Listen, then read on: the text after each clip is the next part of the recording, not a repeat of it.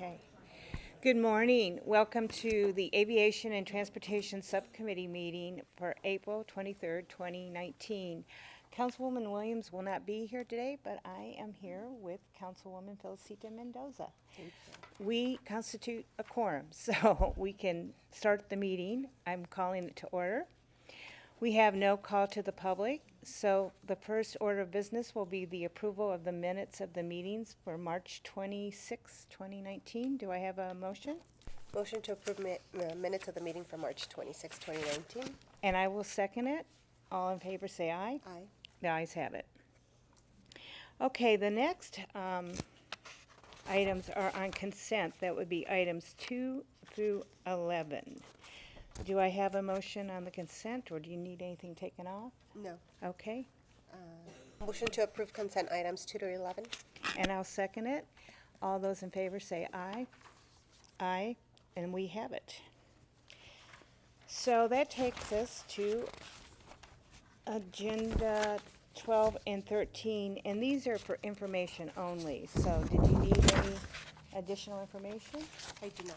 Okay, so then we'll go on to our discussion and possible action items, and the first is number 14, policy for non-standard treatment, crosswalk treatments. I believe we decided that we needed a policy after we actually had a group come to us about our crosswalks, and we figured we probably need to have a consistent policy for the city. And Keeney, take it away. Good morning, Madam Chair. Is it working? Okay. Good morning, Madam Chair and Councilwoman Mendoza.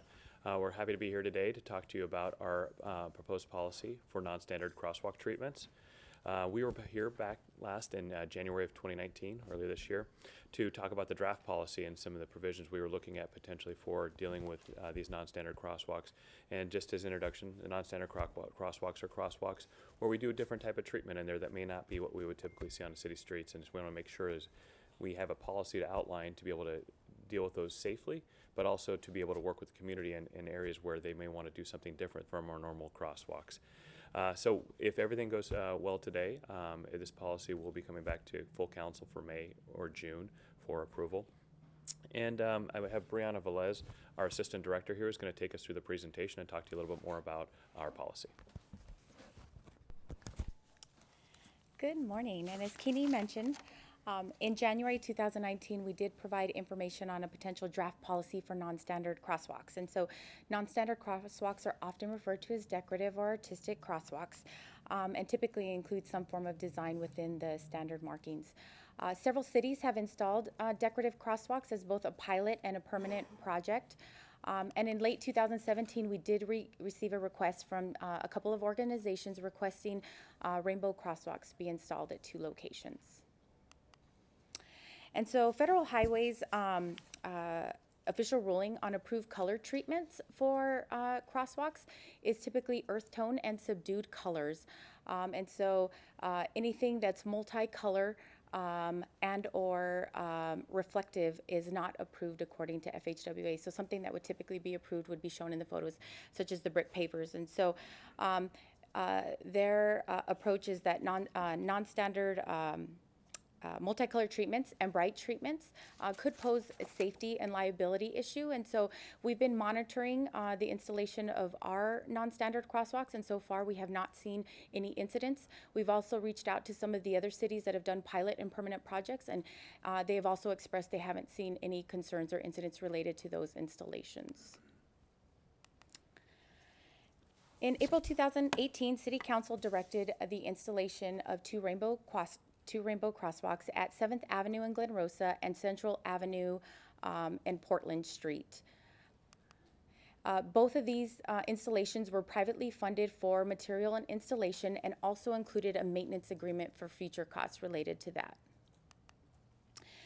As we looked at developing the design associated, we didn't want to detract from the white crosswalk lines, and so we only encompassed the design within the open pavement areas, so we did not remove our typical ladder style high visibility crosswalks that were existing at those 2 locations. Both locations are also signalized, and so we also put in a margin in and around to keep it clear so that you can visibly see the standard crosswalk markings. So based on staff research, our pilot with the installation that happened in July of 2018, as well as feedback from this subcommittee, our proposed policy stipulations are that non-standard crosswalks should be installed only at high visibility crosswalks at both signalized and stop sign controlled intersections. And so obviously we want it where the traffic is already required to stop, whether it be by a stop sign or a traffic signal. And so the thought is, as we think about some of our traffic signal intersections, typically those are our parallel white lines that don't include our standard high visibility ladder style crosswalk. So if a requester came in, they could convert that to a high visibility crosswalk at their expense. The design should be solid colors or patterns of color between the high visibility area. And so as you can see in this blue box, that would be the area where that would be available for them to add some kind of design with just solid colors, as we did with the rainbow crosswalk, or a combination of patterns of colors. No images or graphics would be allowed, in addition to no text or logos. There would also be a requirement to include the 4-inch margin that was included in the rainbow crosswalk pilot installation. So as part of the proposed policy stipulations, we are requesting a $500 application fee for the review and processing of non-standard crosswalk requests. Per state law, we will ensure that the fee is posted on the city's website 60 days prior to council action. All of it would be funded by the requesting entity, so installation and material costs similar to the pilot. There would be a maintenance agreement that the entity would have to enter into for future maintenance costs. And so the agreement that we developed with the Rainbow Crosswalks was on a requested basis. And so if they request that it be cleaned, then we would go out and perform that and provide a bill to them to pay for that. All the installations would be by city crews, and so the pilot program was installed by city crews, and our city crews install probably 95% of all the pavement markings that are within the city of Phoenix. Based on durability and life of the material, we are recommending that the material be non-reflective thermoplastic. This is standard material that we use on all of our high visibility crosswalks. And similar to the pilot program, all future installations would be brought to council for approval before installation. And so with that, we're requesting that the Aviation and Transportation Subcommittee recommend City Council approval of the proposed policies. We'll take any questions. Thank you. I do have one question. Private streets, we have a lot of subdivisions with private streets. Would this policy affect that? I mean, because I know even though they're private, they also have public access often. So how's that covered? So typically with private streets, we don't own or maintain, they're not public right-of-way, and so typically those are maintained by HOAs or so forth. So it would be up to them in terms of if they wanted to allow any kind of decorative or art within those, because they would be 100% responsible for maintenance. Okay, thank you. And then just one other thing. The city of Peoria just recently painted it's artistic, it's about the history of Peoria in their downtown area, and it isn't a crosswalk. So I think maybe in the future we may want to think about that. They just recently did it. You may want to talk to their public works director. It's very beautiful, but I know that might then cause some concerns for us if they want to do it in our downtown area. So, do you have any questions? I do. Okay, great. Thank you. You mentioned that the maintenance request is as needed basis, right? But how about if some of these artistic designs start losing that artistic appeal, and then they start looking like just blight on the street? How are you going to address that? Absolutely. Madam Chair and Councilwoman Mendoza, the thought would be that we could, if we determined that the reflectivity of the material is no longer there, so we would go out and we would perform any maintenance that we needed, and then we would then advise them that we needed to provide maintenance. And so what we didn't want to do is get into a situation where we were constantly cleaning and then having to bill them. And so if it was a safety issue and it was something that typically we would say, okay, the life of this material is gone, or it needs to be refreshed and cleaned, then absolutely we would go and do it and let them know and provide them a bill. Now, as we talk about what they're responsible for, the white part is still the City of Phoenix, and we would have had to maintain that regardless of whether they included their design. So the only portion that they are responsible for would be within the interior where their design is. Okay. Another question. Last time this was brought to the subcommittee, there was a gentleman here from one of my neighborhoods, and he spoke about the cost of this program. So my question is, will this crosswalk be eligible for any block watch funding in the future? Because a lot of it has to do with keeping the community safe. At least that was what he was talking about in one of my neighborhoods. So, because it is $500 for someone in my neighborhoods, it's pretty expensive. So, So in terms of the cost, I'll be very honest, for the rainbow crosswalks, for those two installations, it was approximately $10,000. Thermoplastic is, because it's a durable and lasts pretty long, it is more expensive, say, than paint. And so I'd imagine a typical cost for any of these requests would range anywhere from like $6,000 to $25,000 for the installation costs. And so I know my understanding of the block watch money, typically that is up to as much as $10,000, I believe. As far as the program requirements and what they would allow, I don't know if this would qualify under their program, but I think it's something that we could definitely talk to the police department and see if this is a qualifying element. okay, thank you. Okay, so it's just you and me. Do you want me to make the motion this time? Go for it. Okay. I would like to recommend that our subcommittee recommend to City Council approval of this proposed policy. Second. Okay, all those in favor say aye. Aye. The ayes have it. Thank you.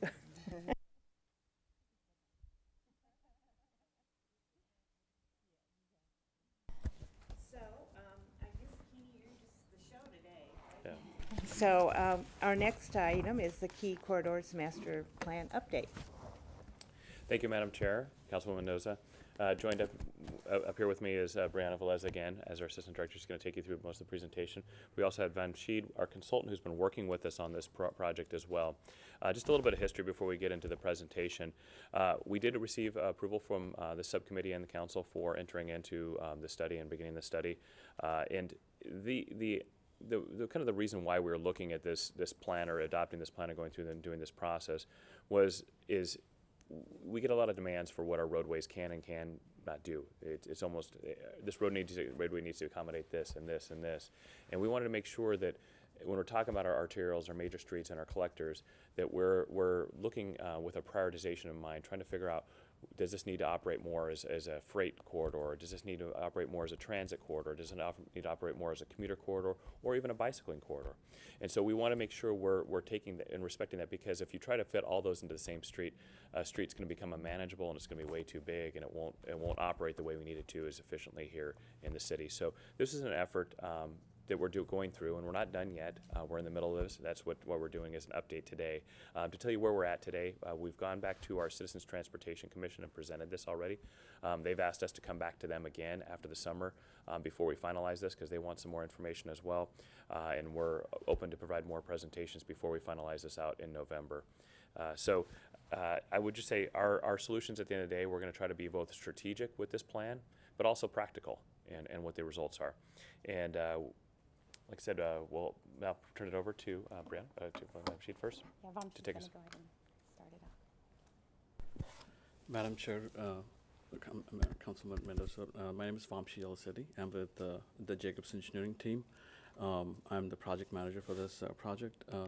So the Key Corridors Master Plan is a citywide initiative, essentially trying to change the way we look at transportation, our transportation system. What we're trying to do as a primary goal for this project is to develop a balanced transportation network, like Director Kinney said. We want to make sure we have the right facilities at the right places, that there's actually demand for it.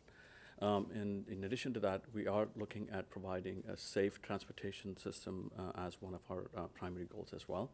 And in addition to that, we want to make sure that the system that we want to propose is the most efficient system that there is. And it accommodates all users, including bicyclists, pedestrians, freight, transit, and vehicles, not to forget the vehicles as well. We are not starting this effort from scratch. Where we started was there have been a lot of individual modal plans developed for the city and the region. So we started there, and then we started to integrate all of these plans together. And then we validated that a lot of that information in each of these plans is actually valid. If not, then we are in the process of updating that information as we go through. And then last but not least, we're also trying to make sure that we are in alignment with the city's general plan, which is the Plan Phoenix, a major effort. And we are working very closely with the Planning and Development Department within the city, hand in hand, to make sure that whatever we come up with in terms of transportation kind of follows the land use of the city that's been planned. Okay. What's a balanced network? So what we're trying to do here is a two-phase thing. One is depending on what mode you want to use, we want to make sure that you have a complete and accessible and connected network. For pedestrians, you have a connected sidewalk network. For bicycles and bicyclists, then you have a bike network as well. Again, that doesn't mean that every street's going to have a bicycle lane. It means that wherever the demand is, where you want to go from point A to point B, you have the right facilities at the right places. Similarly for transit, freight, and vehicles, that's essentially what we're trying to do, is come up with a network that has the right balance of facilities at the right places, and also that we're not overbuilding to include everything else. In order to come up with a balanced network, the first step that we're doing is to make sure that we are looking at what place types make sense for the city. We know there are 15 villages, and then each village is unique in character and needs. So we are looking at everything from a village level and from a land use perspective. So the first thing we're doing is we're looking at the entire city, trying to determine what place types there are throughout the city, and then what corridors are adjacent to each of the land uses. In addition to that, we're also looking at what each street functions as right now. Does it function as an arterial, where its main purpose is to kind of move people at higher speeds, or is it trying to provide access to adjacent land, which would be more like a collector? So we're trying to make sure that in addition to the place type, we wanted to know what the actual street functions as. Okay. Then, like Director Kinney said, we want to make sure that we want to identify which corridors actually make sense for each mode. So, for example, if you were to take Central Avenue, then right now that functions primarily as a transit corridor. So the city can then focus on transit-related investments on that corridor, and it provides city staff better direction on where to invest their dollars.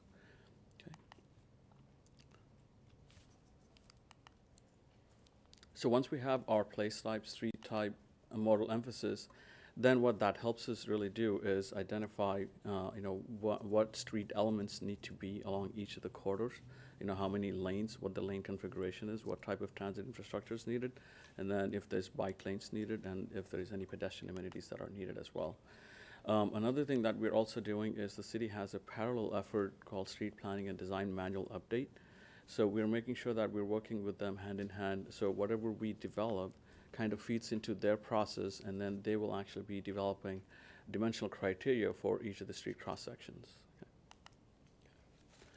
Okay. Once we have our corridors and what facilities on each of the corridors have been identified, then our next step is to come up with what constitutes a key corridor for each mode. And then we'll come up with a set of corridors that will be considered key corridors for the city, that will serve as vital links and corridors that the city would have to maintain to make sure that there is mobility along for each mode. Okay. We're also looking at it from the perspective of how the project actually benefits different kinds of users, because at the end of the day, the users are the ones who would end up using the system. So from a resident, for this study, what it'll essentially do is it'll provide them with a connected network and a more convenient and comfortable and safe network for them to travel from point A to point B, irrespective of what mode they would want to use.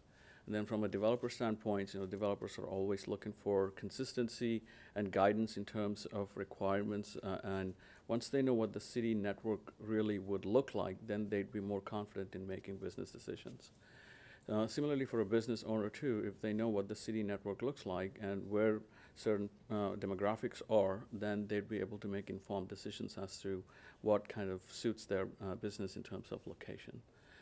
From a staff standpoint, the staff will then be able to provide more targeted information in terms of where their priorities are, what the requirements are in terms of improvements, and everything else for developers, business owners, and if they get any questions from the residents as well.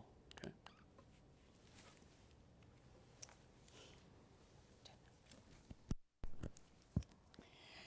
Okay, as Vamshi mentioned earlier, the Key Quarters Master Plan did incorporate various city and regional plans. So as part of the stakeholder outreach, we had several one-on-one meetings with city departments that provided valuable input on Phoenix's transportation challenges and need. And so as we look, Community and Economic Development provided a map area of their high employment areas, which was important as we looked at our transportation network. Neighborhood Services really brought a socioeconomic perspective to the discussion, as well as wanted to ensure that we understood that neighborhoods are very unique and they have different priorities, and one size does not fit all. Also, the Street Transportation Department provided information on the T2050 plans as well as our bicycle master plans. So all of that great information and data was incorporated into this. We met with Public Transit, who also provided information on bus rapid transit as well as their LRT corridors, including high-frequency transit. The Planning and Development Department provided information on their Reinvent Phoenix, their general plan, and the 15 village community plans. And then, as Vamshi mentioned, the Street Planning and Design Manual that's currently being updated to reflect some of the Complete Streets elements. And so as we look at the Key Quarters Master Plan, we really feel like this is going to set the framework for that update and make sure it incorporates all the multimodal, safe and efficient aspects that we want to be included. As Kenny mentioned, we did present an update to the Citizens Transportation Commission, and they were focused on making sure that as we move forward with a proposal for our transportation network, that it is a safe and a multimodal system, and it doesn't exclude any mode from any of the streets. And so, as Vamshi mentioned, we have our primary and secondary, but it doesn't preclude any other mode from utilizing that street as well. We also met with Maricopa Association of Governments, who has 3 plans or studies that are currently active and are wrapping up, so this was a great opportunity. They have the Freight Transportation Plan that is focused on designating a roadway freight network.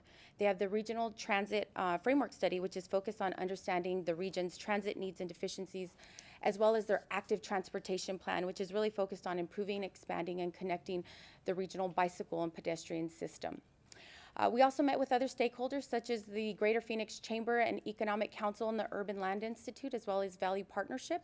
And so from their perspective, they were also looking for a safe, connected, multimodal system. They also provided a lot of insight on how a transportation network influences land use that I think was very important as we work to develop the plan.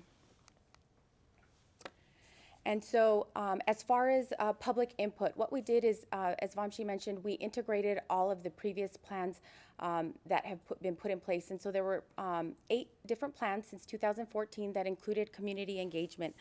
And so some of those plans, what we've heard from them, from the community, was they want safer streets. And so as we talk about safer streets, they want safety measures at dangerous intersections. They want improved street lighting. They want a reduction of speed limits, as well as safer pedestrian crossings.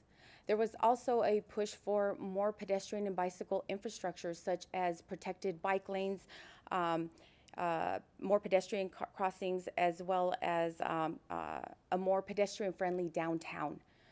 They also wanted a sense of place, and so as we think of a sense of place, they wanted to protect the character and values of their neighborhoods, as well as providing residents with amenities close to home, so a place to work, live, and play. They also wanted to see an expansion of transit, and so with that included constructing more bus pullouts, more park and rides, improving transit frequency, as well as shaded transit stops. And then the last one was connectivity. And so they wanted to identify effective regional connections. They wanted the city to reconsider one-way streets, as well as improving shared use paths and mid-block crossings on canal systems. So our project milestones. The Key Corridors Master Plan is a 18-month process, which kicked off in April 2018. In December of 2008, that was a system assessment. So this is basically, what does our existing transportation network look like today? And so we took all of the existing plans, as Vamshi mentioned, as well as all of that previous community engagement that was part of those plans, and incorporated that into the round one stakeholder and public outreach that was March. And so those were all the one-on-one meetings that we had with all the various city departments, as well as organization. In addition, in June 2019, we're working on the corridor assessment. So this is what we want our transportation network to look like in the future, identifying any gaps or areas for improvement. We will then come back in July 2019 with an opportunity for some additional stakeholder and public outreach. And so this will be in the form of visiting the village planning committees with information, as well as a survey. So there will be a survey coming out next month in May, as well as another survey after we've done the corridor assessment. As well as we plan to provide an update to the Citizens Transportation Commission, and we'd love to come back to this subcommittee and provide an update before the project completion in November of 2019. And so what we're hoping at the end of the project completion is really how do we get there once we've identified what that transportation network should look like. And so I mentioned how can residents, businesses, organizations get involved. We do have a website called PhoenixKeyCorridors.com that has a project summary sheet as well as additional information and access to the online survey that will be coming out most likely next week, in addition to another one that will come out in July. And with that, we'll take any questions. Thank you. I think this is a pretty important study. I know, as you've heard often, I visited Seattle last summer, and they actually did this kind of study because it was important to them to make sure they didn't impede some of their industries. One of the most important industries in Seattle, obviously, is shipping, and so freight lanes are very important. But they took the master plan study they did, and then they applied it to complete streets and other programs they have. So I think this is great, and I think it's going to be very valuable for us. Did you have any questions or comments? Okay.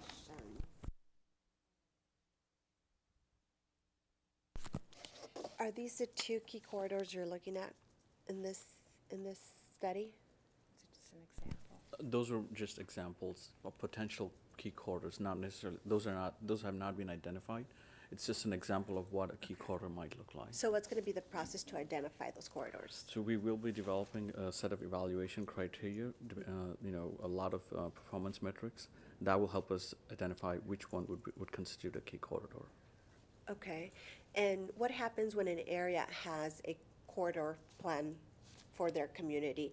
Will that, can they still move forward with that corridor, or will this then take place?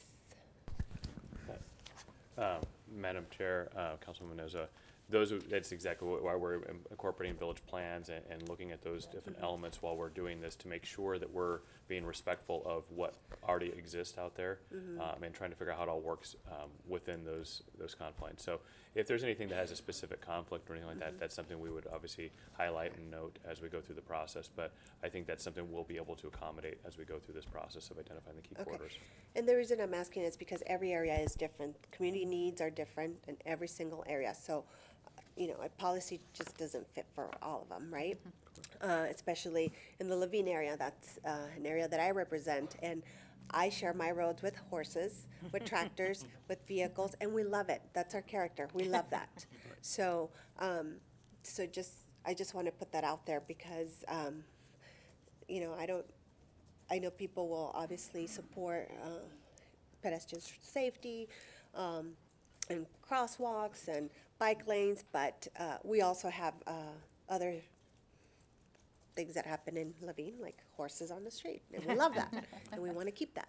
So just want to put that out there. Thank you.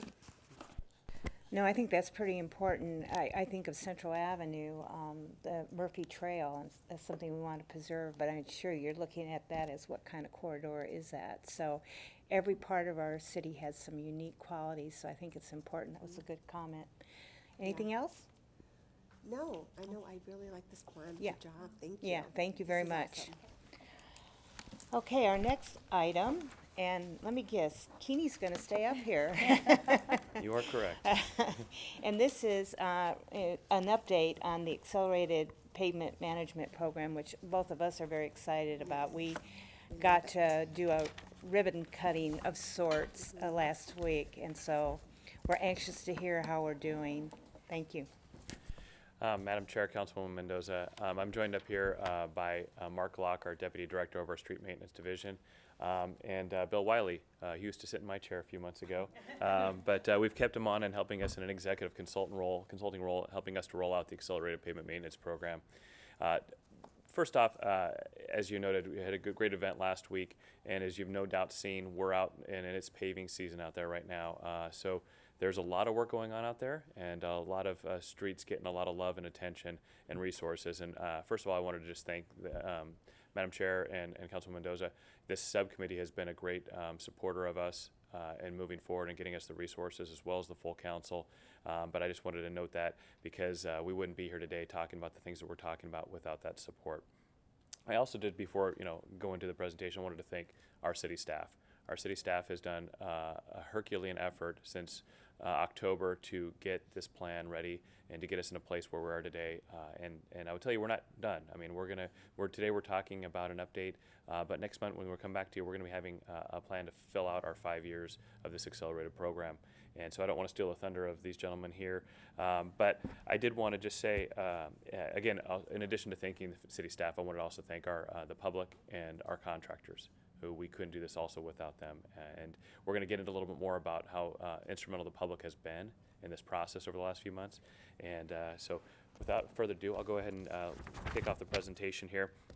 The first thing is just kind of going back and talking a little bit about going back to October 2018, when council unanimously supported advancing $200 million of future streets T2050 revenues to basically focus on our major streets with mill and overlay projects, our asphalt mill and overlay projects. And those asphalt mill and overlay projects are when we go and put about more than an inch of new asphalt on those roadways, and it creates basically a new surface, almost like a new roadway.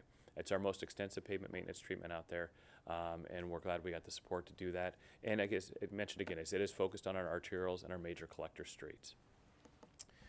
So when we went back after October, when we got the direction for the $200 million accelerated pavement maintenance, we came back again in December to kind of talk about how were we going to make this happen. And what we laid out was a phased implementation approach. And that first phase is where we're at right now, is where we're looking to accelerated mill and overlay treatments that we've already had planned in our 5 years. We moved to those 5 years worth of projects in the next 18 months. And so that's what kicked off a few weeks ago, and we're really focusing on this next 18 months to really transform what our roadways look like. But as I said, this is a 5-year program, and so we had to develop the next 3 years of that program that we just vacated by accelerating all those projects. And so that's what we've been in the process of doing. And the subject of this presentation really is going to be talking about what we've done to try to work with the community, work with our data we have to be able to get to the point where we could recommend a new revised accelerated 5-year program. And that's exactly what we're here to talk about. So I'm going to turn it over to Mark Glock, who's going to take you through the rest of the program. Good morning, Madam Chair, Councilwoman Mendoza. What an exciting time. In the 20 years I've been with the city, we've never had this opportunity or this push to get our roads up to where they need to be. It's been a little bit of a challenge, but it's been a lot of fun. It's been a great ride so far. So as Kenny was saying, that we are in the process of identifying our final 3 years of our 5-year program. And to do that, we need to use our current standards. Our technology that we do is we use our pavement management van that we drive our city streets. We drive every street once every 2 years. We capture the data, and that's how we prioritize our technical data to develop our program that we have. But in this process, what we're doing is we have reached out to the public for their input. It's critical to have their input, give them an update of what our plan is, and also to have them feel like they're part of the solution of where we're going with this program. So what we've done is we have reached out to many different community groups, HOAs, small groups, large groups, barbecues, and we've touched, I think, every one of them. I've never seen a public outreach process as what we have completed. So what we have completed up to date, and they're still ongoing, are 65 community meetings where we've touched over about 9,000 city employees. We have reached out to them. We have discussed our program. I have only received positive feedback from the groups that I have personally met with, and they're very excited, and everybody wants their roads done, which is a great thing. And this has all happened since January. So in a short amount of time, we have done a lot of work. So our city staff has developed an interactive map. It's a very cool map that citizens can get on this map. They can locate the areas that they feel that are in need of attention. And this is the other part of how we are prioritizing the next 3 years. So with this map, the citizens are able to get on, locate, or let us know where bad roads are. If there's little buttons, if I can get the little buttons, there's little toggle, little push pins that are up here. And they can let us know if they're cracked roads, if there's rough roads, which is on the other side, and in the middle are potholes. And that's something that our field staff address daily. We get a daily log of where the potholes are. The interactive map is very good at being able to locate where these potholes are. They can actually pinpoint a corner or a section of road where we can go out to do this. So through this process, we have captured the information over the timeline of our public meetings, and we are capturing the next 3 years of our program. Along with our data, with our payment management van, we have identified the areas that were not in our list that the citizens wanted to look at, so we have gone out to look at those, and that's how we're developing that next 3-year program. So I think I've probably already touched on all of these. I got ahead of myself. Up to date, there's 4,800 plus input that we have received from the citizens. And the map is, if you were to zoom out over the entire city, it is a very comprehensive list of what we have. So through our process, once we identify what that next 3-year program is, it's very imperative that we work with our community partners, our sister departments. The worst thing we can do is cut into new pavement, both for the pavement life and also for the public perception. That's something we really, really don't want to do, and I have a heartburn every time I see it cut. So what we've done is we get our program put together, and we have reached out to Water Department is our biggest user of our city right away, and we are working with them on the programs that they have in place, along with other utility groups. And we know that the economy is booming. There's a lot of work that's going on. And so it's quite an undertaking coordinating our program with all the other users. Sometimes there's emergencies that pop up, and there's one that just came up just recently. We worked with Cox. We had the road milled. We were paving on Monday. They came in, Cox came in over the weekend to do their work before we start paving. So it's a great partnership with the utility companies, and also the private development is another one that we are working with to making sure that we are not impacting any development that's coming in. We'd hate to throw away something that we've just put down. So our goals. Prior to the accelerated program, we were looking at about 16 miles of overlays per year. So what we're looking at doing with the accelerated program is an average of 50 plus. And that if we get to 50, we're going to 55, 60. We're going to do as much as we can and close the gap as quickly as we can. So our 2019 goals, again, our goal is to hit 50 miles, and it will be a minimum of 50 miles that we're going to hit. And our local streets, we've actually accelerated our local streets. And that's why we're hitting so many, and that's where you come up with 126 miles of the local streets. Now, what we haven't done is we haven't eliminated the other treatments. We're still going out doing the fog seal, crack seal program, and also the microseal slurry seals that we do. So we are also doing the other treatments as well, and we are getting good coverage on those as well. So, impacts that we have from beginning of fiscal year to present is we have our prep work. Our prep work is very important to our work. It takes a lot of upfront work prior to us getting to the paving portion of this. So we have actually hit over 2,600 ADA ramps. And if you're seeing an ADA ramp come into your community, you know that we're shortly behind to do the overlay process. Also, along with that is crack seal. We have to go and fill up the cracks to where we don't get reflective cracking to where the road lasts much longer. The other treatments that we've done 19 miles of major streets, and then along with the collectors. And then the mill and overlay. This was up through March. The 11 miles we had up through March. We have doubled that since in this April. April's been very, very busy. As Kenny was saying, our paving time frame starts into February 1st to March, depending on temperatures. It's temperature sensitive. So we started in March, but April we've been doing a lot of work out there. So when we come back, you'll see that number will increase substantially. So our progress so far, and I thank you for your support and attendance in our last week's media event. Very successful.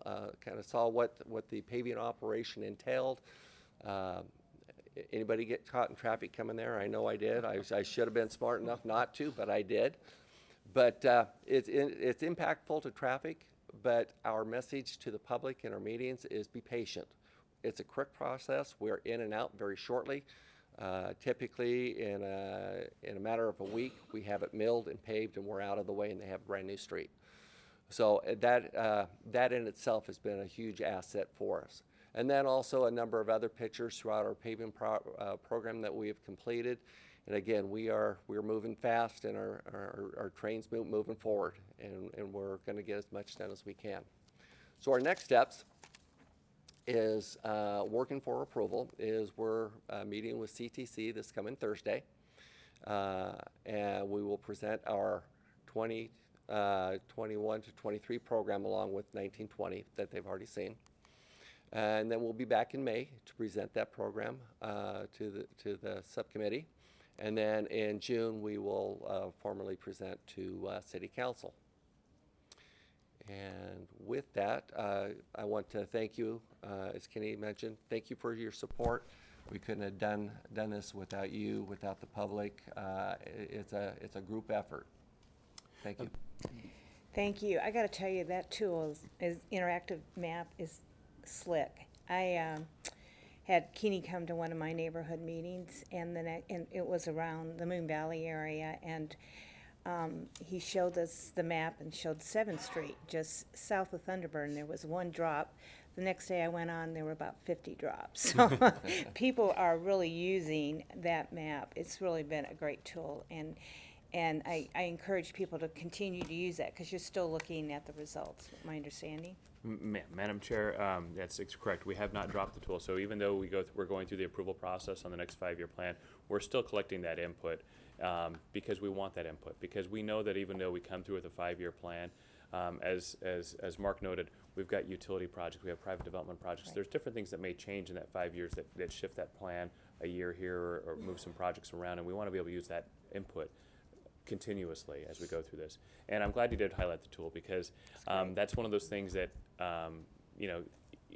we didn't have before October. Mm-hmm. But we stepped up and challenged our staff to come up with something that we could put out there that would allow the public to provide input, not just at a community meeting or send an email or phone call. It's something they could sit there and do on their own at their own leisure. You know, they didn't have to necessarily to come into meeting. I know Bill didn't get a chance to speak here, but Bill's a little bit of an outside. You know, we're keeping him from his retirement here. But Bill's been very generous with his time, and I really want to appreciate everything he's done. But maybe Bill, is something you want to talk about, just your experience here and going through this last 4 or 5 month process, working with staff, because you've seen our staff, you know, really just doing wonders. Well, thank you, Kenny, and I also want to thank the staff that I've had the opportunity to work with, as well as the council, and you've all been wonderful on this. You know, one of the things that I realized here was that there was a demand, and I think you all realized the demand because you got the information from your constituents. Hey, our roads need to be fixed, and same demand was coming from staff too, saying we want to fix the roads. What can we do to help make this happen? And so we've worked together on coming up with a plan to say, how can we accelerate this, but do it well? We want quality work done. We want it to be safe. We want to minimize the impact on the public. At the same time, showing them that we're able to get this work done. And I'm very pleased to be able to say that everybody has stepped up, including, you know, this map, which, by the way, we're over 5,000 this morning. So from 4,800 to 5,000 in 4 days. So you will see coming up a map of the work completed, probably the start of the next month. So you'll actually be able to go onto this page where we said, here's the work we're going to do. And oh, by the way, here's the work that we've done. And so that's coming. So you'll see that very soon. We're trying to connect an access database to the GIS map. So that's what we're working on right now. So that is coming. Also critical is that once we do the work, is to make sure that we maintain the work. And so that's another part of what I'm working with staff on, is how do we keep the roads in better condition? Roads can last 20 years or 25 years or 30 years if they're maintained appropriately. Unfortunately, we went through a period where we didn't have the dollars to maintain those. So we want to prepare for you a plan that says, here's how we maintain those roads as an asset going forward. And so I want you to be aware that that's coming also. Key to this is having the resources and the staff in order to do this. And again, I want to thank you for what we've seen here. It's exciting to see what's happening. Northern Avenue over the weekend, I think, is done for the 19th Avenue to 27th Avenue. So we're seeing that kind of work happening over and over again. And it's really exciting. So thank you for the opportunity. No, thank you. And you're right, staff really did step up. I went to a lot of the community meetings, and I saw a lot of different staff members from streets there giving the presentation. I do appreciate you guys doing the outreach that you did. It was, I think, very important. And it certainly made people understand that we are listening to them. We understand. We drive the roads too. We know. You hear about 7th Street from me all the time. But I'm sure that that we're really starting to see a lot of love for your department. Because I haven't been getting a lot of complaints. I've been getting more attaboys. So I appreciate that. Did you have anything you want to add? Or? I do. Okay. I know you do. Yes, thank you. You know, one of the things that I mentioned when I came for the District 8 appointment was I wanted to focus on street improvements, and I'm proud to have been on this council and approved a 5-year plan to an 18-month plan. And, you know, in the 11 years I've been here, this is the first time that we've actually focused and put so much resources, and I'm really proud of that. That's a really good thing for our community, because it's not just about fixing a pothole, but it gives people a sense of pride in their community, having their roads fixed. It's a pride in our city. So I really want to thank you all, and Kenny and your whole staff. You guys have done just a phenomenal job. And, you know, for example, our potholes, it's within 24 hours to get them fixed. That's amazing, because I'm always calling. And the partnership with the utility companies too. I've really never seen that happen, and that's just that's great, because in the past, we fix something and they come back and all these pavement cuts, and this is the first time I've seen just everything just being synced, and that's amazing. And working with the community too. You went to a lot of my community meetings, and they were just grateful for you guys to just be there and just listen to their wants and their needs, and that's just great. So thank you and your staff. You guys have done a phenomenal job. Thank you. Thank you very much again. We appreciate all you do, and keep up the good work. Thanks. Thank you. So we have no cards for call to public. Do you have any future agenda items you want to see? Okay, well, I guess we're going to end on a happy note. We adjourn. Thank you.